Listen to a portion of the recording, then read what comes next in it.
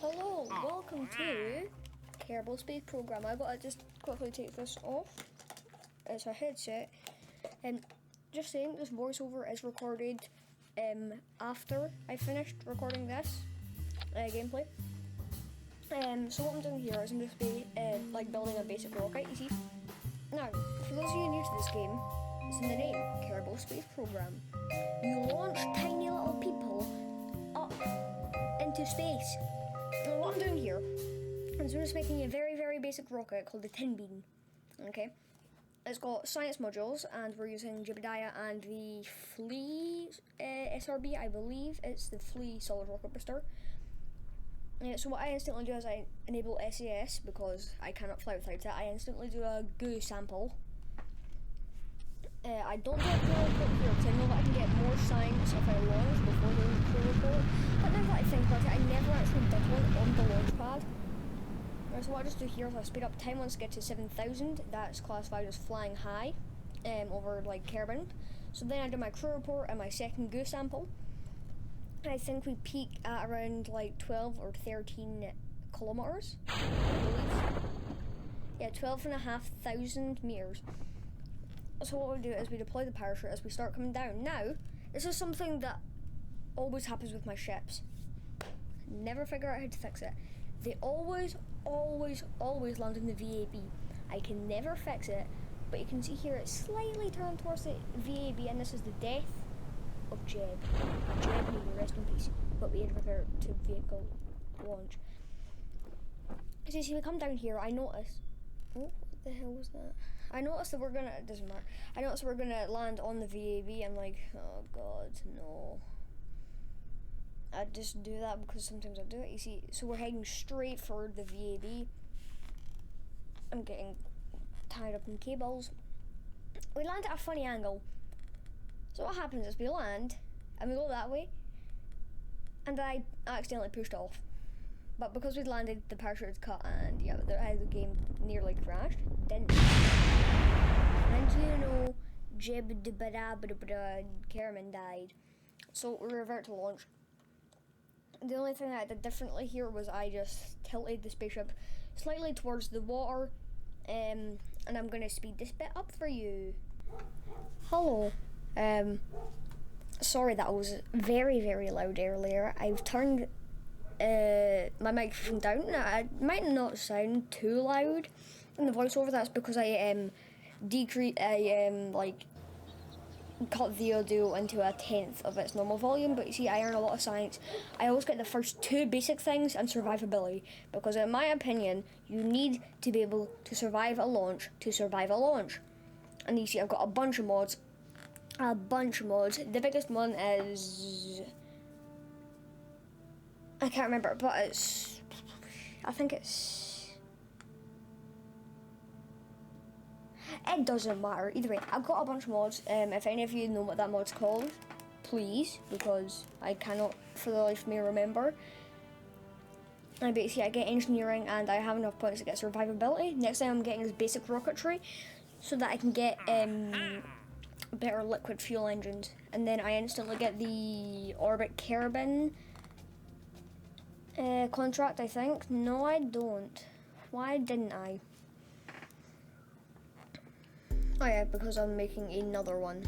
So what we do here is we remove that, and we get a slightly stronger hammer engine. We actually get two.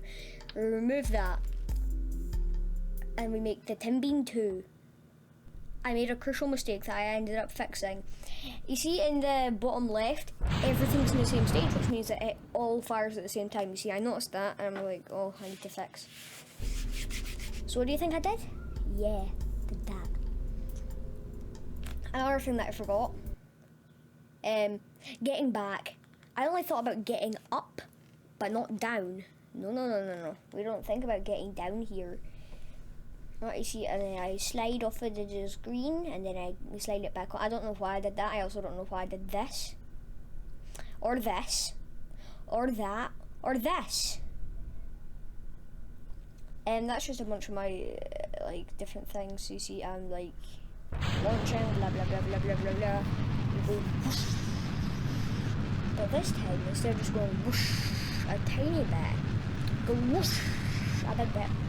Now, because we don't have decouplers, what we do, but I'm just too boring to use them, and we have to use the old-fashioned method of blowing up the spin booster with the next one. So you see, I do that here. Why is it only in that? So, you know, I'm just gonna take that ear off. See, so I blow that up when it's empty.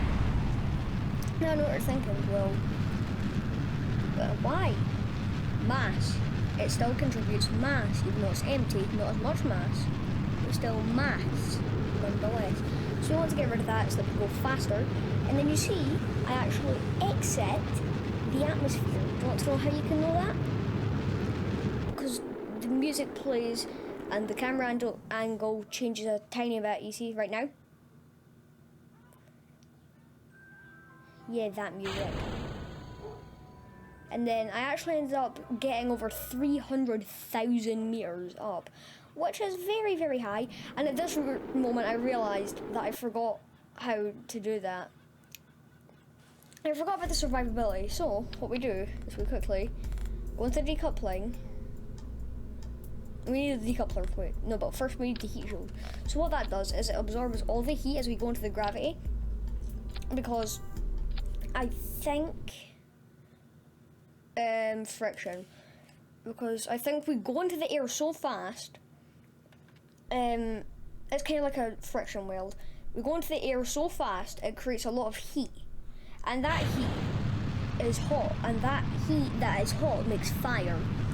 Now the heat shield doesn't get very hot. Well, it does get hot, but it protects the capsule from getting hot.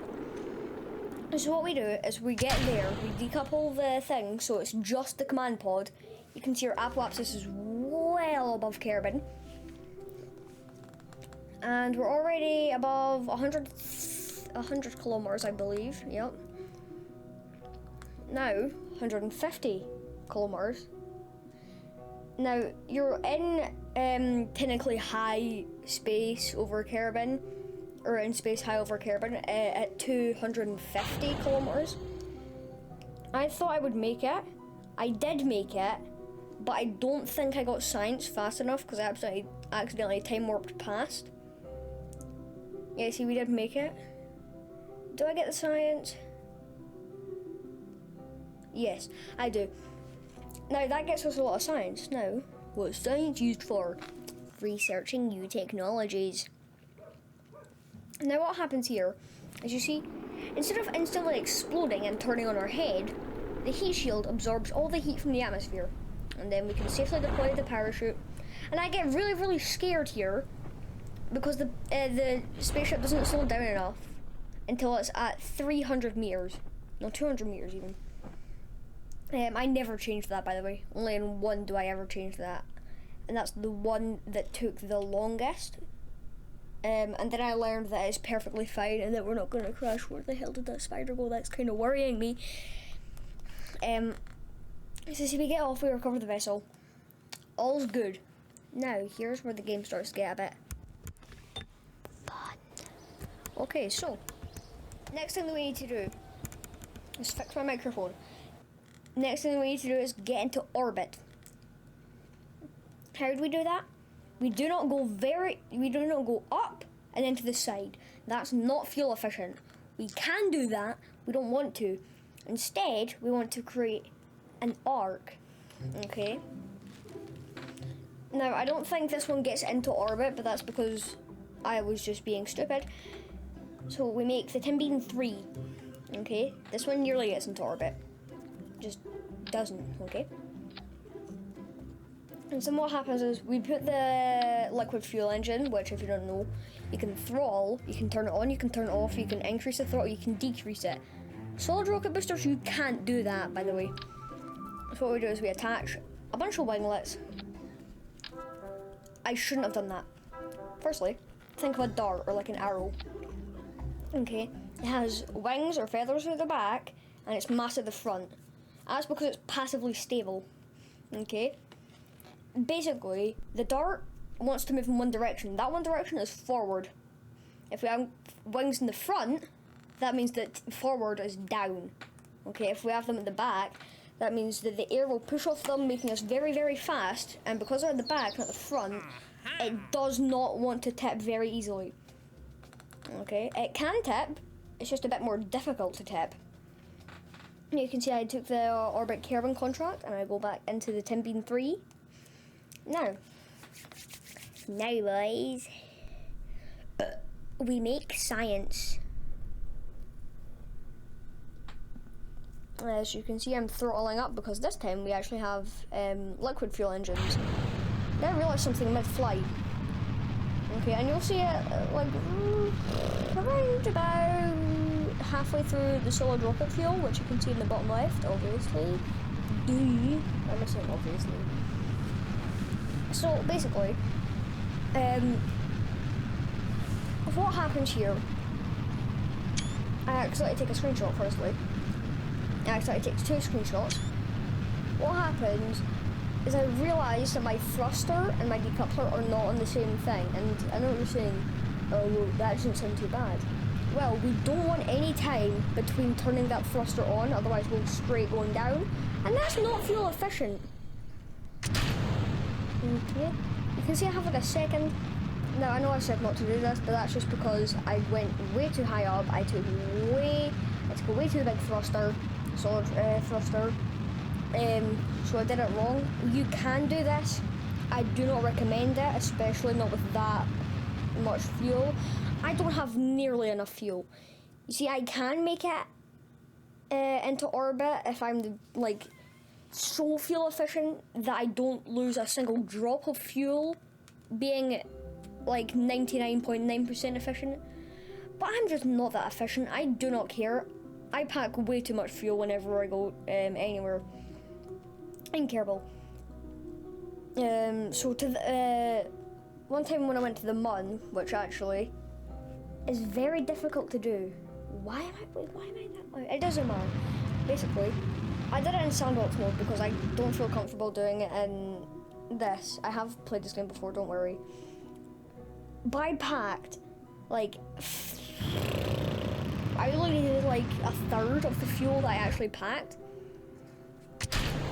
to get to the Mun, meaning that I could easily get back, but it wasn't the most fuel efficient because I was carrying way too much fuel that was still contributing mass.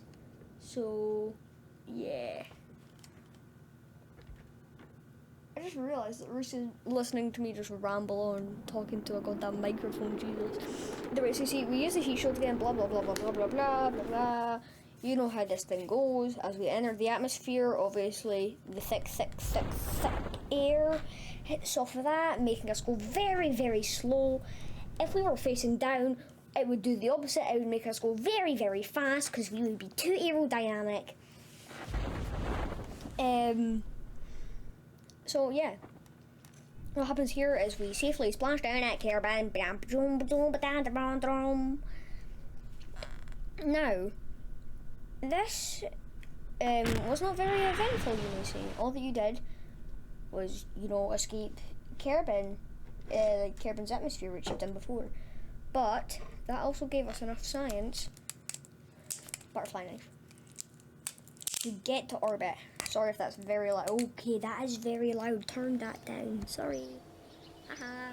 Forgot the gain was that high. I'm gonna have to turn half that down now. So basically, what happens now is I remember, oh yeah, I don't have enough fuel. So I remove that part.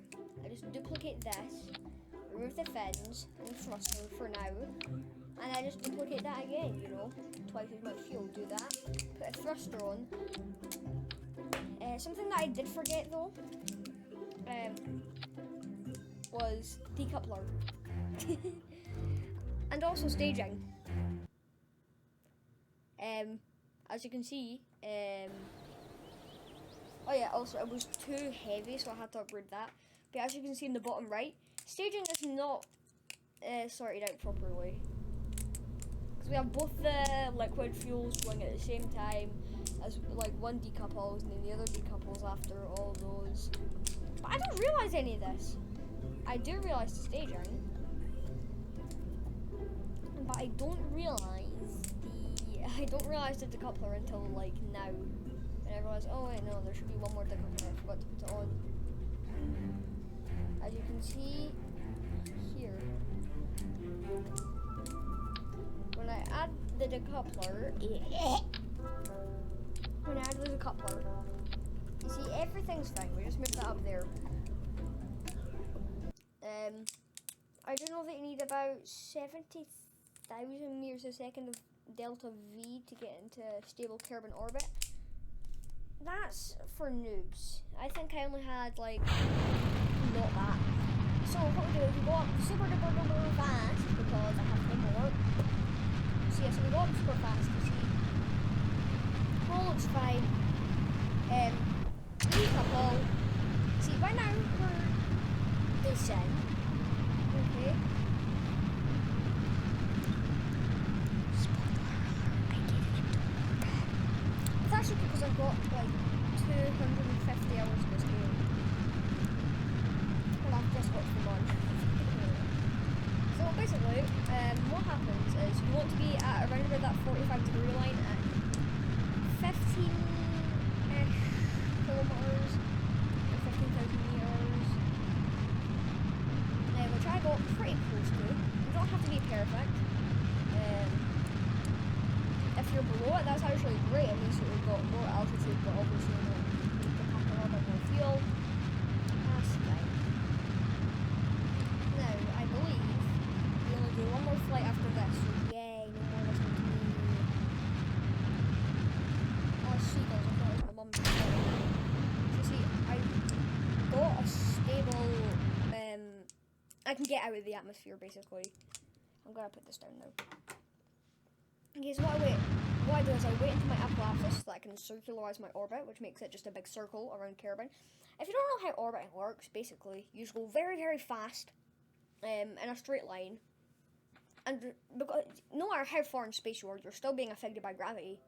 Even if you're like 1,000,000 miles away from like the sun and any other sun, you're still being affected by gravity. There's a teensy little bit of gravity. Not a lot, but you're still being affected. But we use that to our advantage. What we do is we wait for the gravity to basically just fling us at Earth, or in our case, Kerbin.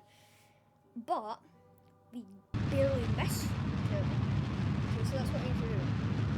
We need to make it so that we miss Kerbin.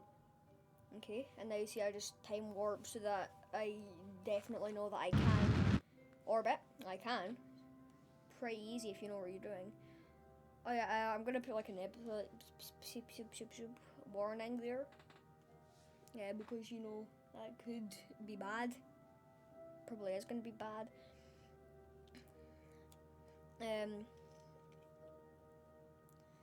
So now you see we're going retrograde to get our apparatus, or basically prograde gets your apparatus bigger. Retrograde, think of it as a bubble.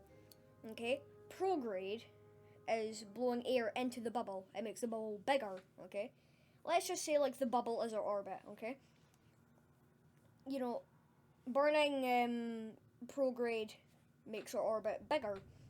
Burning retrograde is basically just letting the air out of the, did I say bubble? I meant like balloon. Is letting the air out of the balloon. The balloon shrinks, okay? That's what I'm gonna use as like an okay? So basically, you burn retrograde, your orbit shrinks. You burn prograde, your orbit grows, okay?